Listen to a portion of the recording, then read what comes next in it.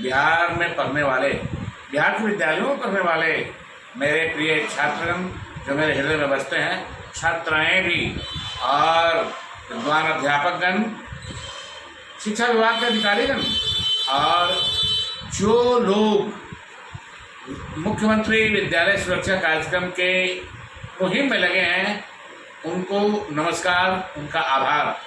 आज हम बात करेंगे आग लगना, लू लगना, बचने और क्या परिणाम होता है, इस पर चर्चा करेंगे। आग लगना ट्रायंगुलर ऑफ फायर केमिस्ट्री कहलाता है। केमिस्ट्री ऑफ फायर कह लें अगर, तो ट्रायंगुलर ऑफ फायर है। इसमें ईंधन आवश्यक है, ऑक्सीजन आवश्यक है, हीट आवश्यक है। बुझाने के भी 3 तरीके हैं। पहला स्टार्वेशन यानी ईंधन निकाल दीजिए, दूसरा कूलिंग यानी ताप को कम कर दीजिए, और तीसरा स्मूदरिंग, ऑक्सीजन को ढक दीजिए, गला घोंट दीजिए। अब आइए, उसी से कुछ जुड़ा हुआ मामला गर्मी का भी है। आजकल टेम्परेचर यानी तापक्रम लगभग 45 डिग्री के ऊपर जा रहा है पूरे देश में, और पूरे देश में इस बढ़े हुए तापक्रम को, यद्यपि इसका कारण निश्चित तौर पर मैं तो ये समझता हूँ कि जलवायु परिवर्तन है, और है भी इसका कारण, क्योंकि ग्रीन हाउस इफेक्ट वगैरह वगैरह, उसकी चर्चा हम बाद में करेंगे।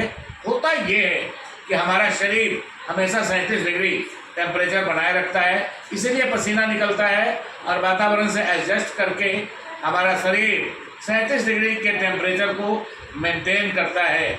लेकिन जब तापक्रम ज़्यादा होता है, वैसी स्थिति में शरीर से पसीना निकलता है और टेम्परेचर को नॉर्मल किए रहता है। लेकिन जब वातावरण का टेम्परेचर 45 डिग्री से पार हो जाता है, वैसी स्थिति में कूलिंग व्यवस्था ठप हो जाती है और शरीर का तापक्रम धीरे धीरे बढ़ने लगता है, और 37 डिग्री से ज़्यादा। जब शरीर का तापक्रम 42 डिग्री सेल्सियस हो जाता है दोस्तों, तब क्या होता है, हमारा शरीर गर्म हो जाता है और हमारे शरीर का प्रोटीन पकने लगता है, हमारा स्नायु कड़क हो जाता है, शरीर में पानी कमने से रक्त गाढ़ा होने लगता है और ब्लड प्रेशर लो हो जाता है, यहाँ तक कि ब्रेन में उसकी सप्लाई बंद हो जाती है। व्यक्ति कोमा में चला जाता है, शरीर के कुछ अंग कुछ समय तक काम करना बंद कर देते हैं। इस अनर्थ को, इस आपदा को टालने के लिए हमें क्या करना चाहिए? मेरे दाहिनी ओर प्रोफेसर सीमा बैठी हैं, वो बताएंगे कि इस अनर्थ को टालने के लिए क्या करना चाहिए। सबसे पहले तो हमें लू से बचने के लिए जब हम घर से निकले तो ये समय का बहुत ध्यान रखना चाहिए। मॉर्निंग में निकलना चाहिए, हमेशा जो है कुछ ना कुछ खा के, पानी पी के ही निकलना चाहिए, खाली पेट कभी नहीं निकलना चाहिए। गर्मी से बचने के लिए हमें ठंडे और शीतल पेय पदार्थों का भी यूज़ करना चाहिए। इसके अलावा जो है हमें छाता रखना चाहिए, कपड़े, हमें हमेशा अपने फेस को कपड़े से ढके रहना चाहिए, और जब तक ज़रूरत ना हो घर से नहीं निकलना चाहिए। बहुत सुंदर। मेरे भाइयों और बैठी हैं, नाम बताओ। रंजीता, आप पहचान गए होंगे अब, ये सोशल एक्टिविस्ट हैं, पढ़ती भी हैं। कितने समय के बीच घर से बाहर नहीं निकलना चाहिए? 12 से 3 के बीच हमें घर से बिल्कुल बाहर नहीं निकलना चाहिए।